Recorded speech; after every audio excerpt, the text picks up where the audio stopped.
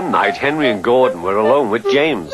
Although Sir Topham Hatt was beginning to think well of him, whenever a chance came, the other engines would talk of nothing but bootlaces. "Remember when they had to use a bootlace to get you out of trouble, James?" they would tease. James tried to get back by talking about Henry, who got shot up in a tunnel, and Gordon, who got stuck on a hill. But they wouldn't listen. "You talk too much, little James," said Gordon. "A fine, strong engine like me has something to talk about. I'm the only engine who can pull the express. When I'm not there, they need two engines. Think of that. I've pulled expresses for years and have never once lost my way.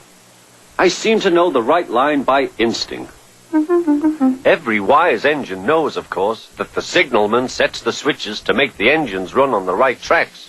But Gordon was so proud he had forgotten. "Wake up, James," said Gordon next morning. "It's nearly time for the express." "What are you doing? Odd jobs?" "Oh, well, we all have to begin somewhere, don't we? Run along now and get my coaches. Don't be late."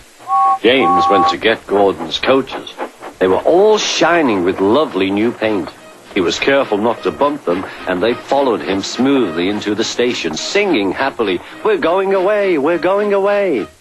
"I wish I was going with you," said James. "I should love to pull the express and go flying along the line." Gordon, with much noise and blowing of steam, got ready to back onto the train.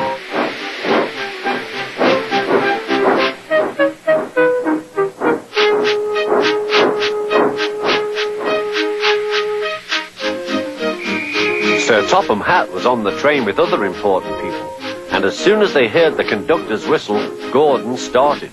Look at me now," he puffed, and the coaches glided after him. "Poop, poop, poop, poop, poop. Goodbye, little James. See you tomorrow." James watched the train disappear and then went back to work. He pushed some freight cars into their proper sidings and went to fetch the coaches for another train. James had just brought the coaches to the platform when he heard a mournful noise. There was Gordon trying to sneak into the station without being noticed. "Hello, Gordon. Is it tomorrow?" asked James. Gordon didn't answer. He just let off steam feebly.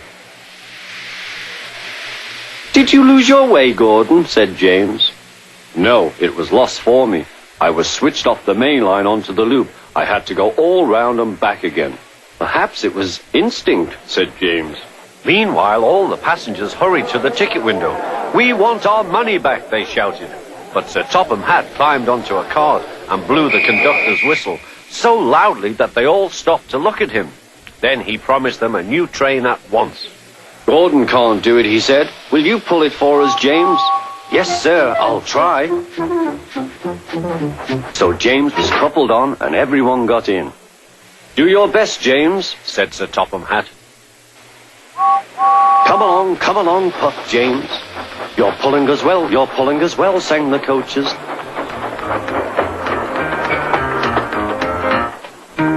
Hurry, puffed James.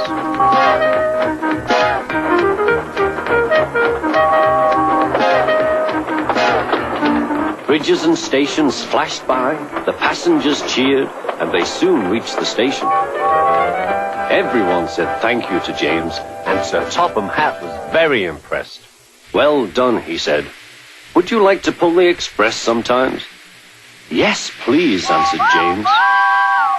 Next day, when James came by, Gordon was pushing freight cars. "I like some quiet work for a change," he said. "I'm teaching these cars manners. You did well with those coaches, I hear." "Good, we'll show them." And he gave his cars a bump. James and Gordon are now good friends. James sometimes takes the express to give Gordon a rest. Gordon never talks about bootlaces, and they are both quite agreed on the subject of freight cars.